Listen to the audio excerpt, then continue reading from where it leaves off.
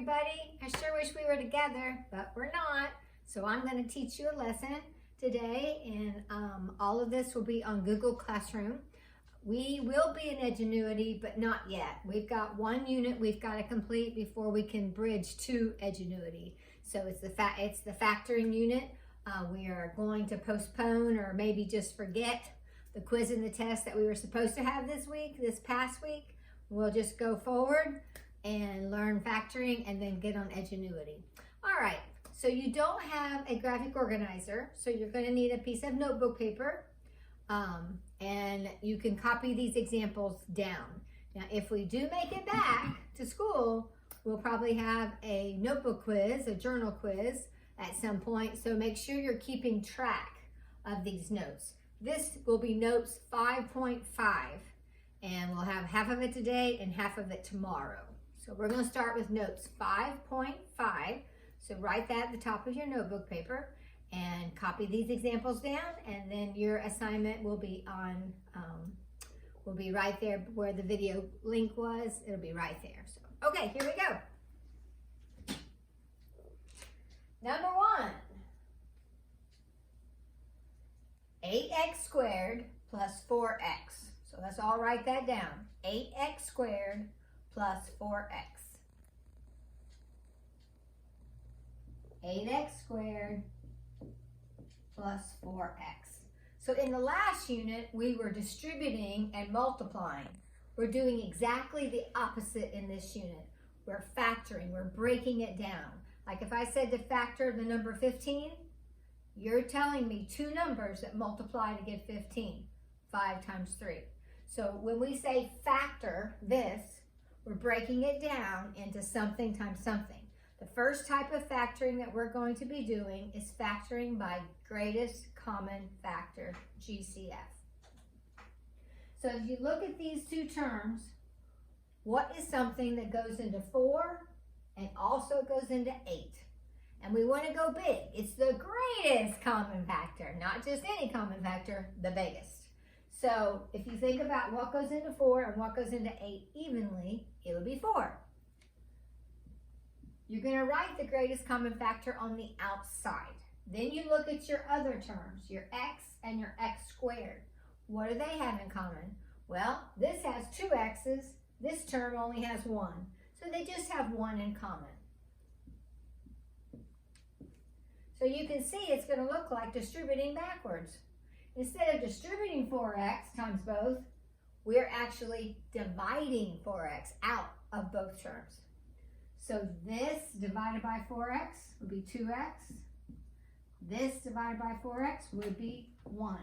Now how could we make sure we did it correctly? Redistribute and make sure you got the right thing. If I distributed this times this, would I get 8x squared? I sure would. 4 times 2, x times x, x squared. If I multiply 4x times 1, do I get 4x? I sure do. So therefore, I know I have the right answer. All right, just so you know, we have 5 examples that we're going to do today to make sure you're ready for that assignment. All right, here we go. 56m plus 35 p.m.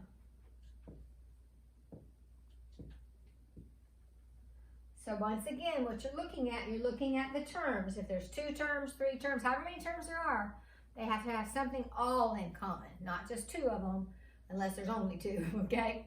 So looking at this, what can you think? What number can you think of goes evenly into 35 and 56? What do you think, guys?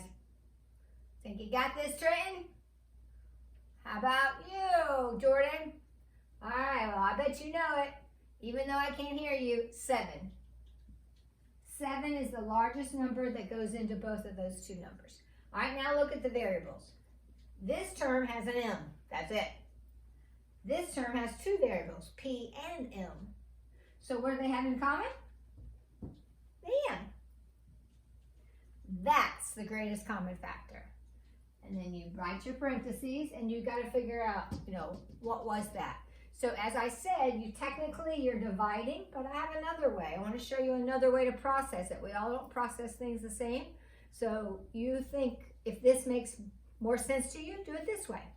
What you could do is instead of taking this and dividing by this, you could say 7 times 1 is 56. 7 times 8. M times y is n. Well, m times 1, right? So it's just 8 times 1 is just 8. Plus 7m times y is 35. pm. What would it take to multiply 7 by to get 35? 5.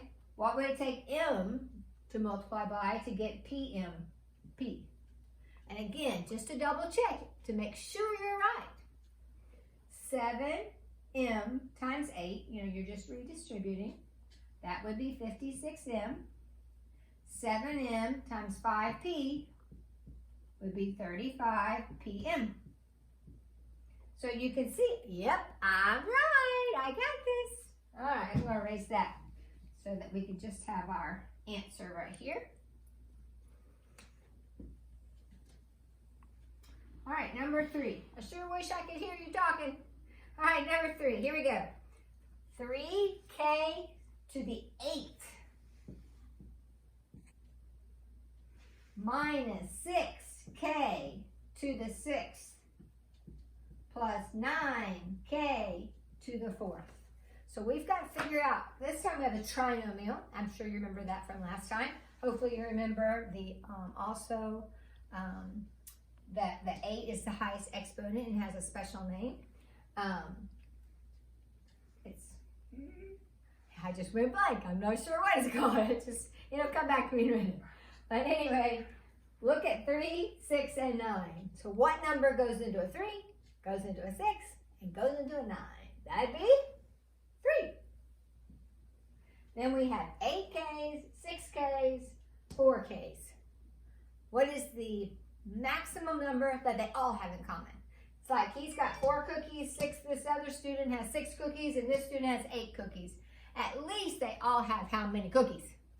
4. So that's the most they have in common. So there it is. That's the greatest common factor. And that's what we're multiplying by.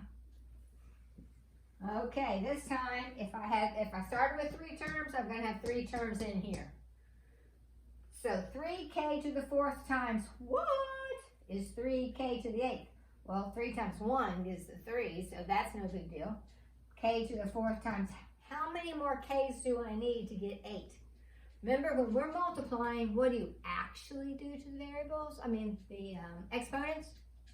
Add. So 4 plus how many more would give me 8? 4.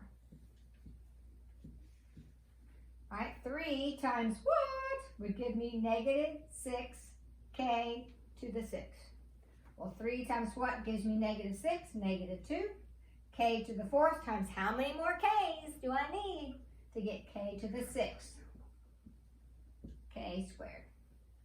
And then the last term over here, 9k to the 4th. 3 times what is 9? And then k to the 4th times what is k to the 4th? Well, times 1. So no big deal. All done. And then again, if you want to make sure that you got it right, you just redistribute and make sure. Multiply this times this, this times this, this times this. And I can tell you, we got it right. All right, so those are your first 3 examples. Now we'll move over to for 4 and 5. All right, number 4. Negative x to the 3rd power minus 2x to the 2nd power minus x. Now this one's a little bit different. It's really more about a tradition than it really is about GCF. It is traditionally, we don't like to have a negative in the front of a polynomial. Sometimes you don't have a choice, it is what it is. But if we're factoring, we can factor that out, so we won't have it there. So what we could take out is a negative 1 to get so that doesn't have a negative in front. And then this has 3 x's, 2 x's, 1 x. So how many do they have in common? Just 1 x. So in this case, negative 1x. And then we're going to factor that out of all 3 terms. So if you like the division way, you'd say this divided by this. Well, a negative divided by negative is a positive. X to the third divided by x would be x to the second. Now, how's that so? Because when we're dividing, what do we actually do to the exponents? Subtract. All right, here we go. This divided by this would be a positive 2x. This divided by this would be a positive 1. And again, if you don't, you can do it. There's 2 ways to approach it.